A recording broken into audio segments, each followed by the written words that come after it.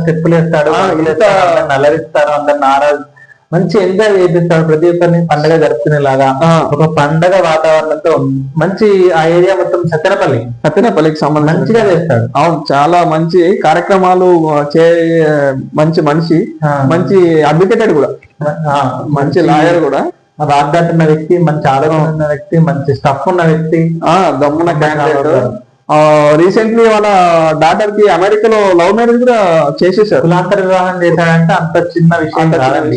కులపించి ఉన్న ఆంధ్రప్రదేశ్ లో కులాంతర వివాహం చేసే ఒక రాష్ట్ర మంత్రి అంటే నాట్ జోక్. ఇది ఒకటి ప్లస్ ఇంకొకటి కూడా ఉన్నాడు, ఎవరు ఒక ఎమ్మెల్యే గారు కూడా ఉన్నారు,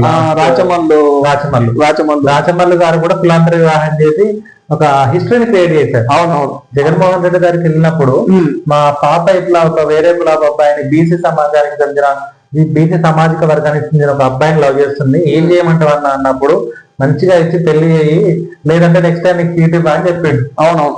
అట్లాంటి వ్యక్తి జగన్మోహన్ రెడ్డి. ఇది అసలు మనము చెప్పుకోదలసిన విషయం ఏంటంటే ఈ రోజుల్లో కుల మతాలకు చాలా విలువనిచ్చే క్యాండిడేట్లు కూడా అసలు లవ్ మ్యారేజ్ ని ఎంకరేజ్ చేయరు.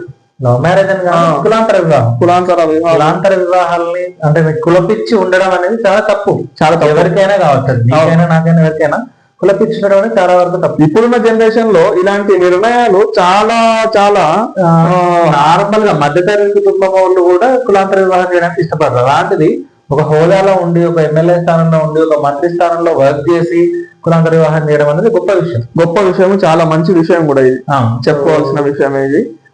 అలాంటి క్యాండిడేట్ మనకు సంక్రాంతి ఉత్సవాలు వచ్చినాయంటే చాలు, చిన్నపిల్లల అంత ఏజ్ కూడా పక్కన పెట్టేసి ఏజ్ అనేది ఒక నెంబర్ గానే చూస్తూ మంచి మంచి కార్యక్రమాలలో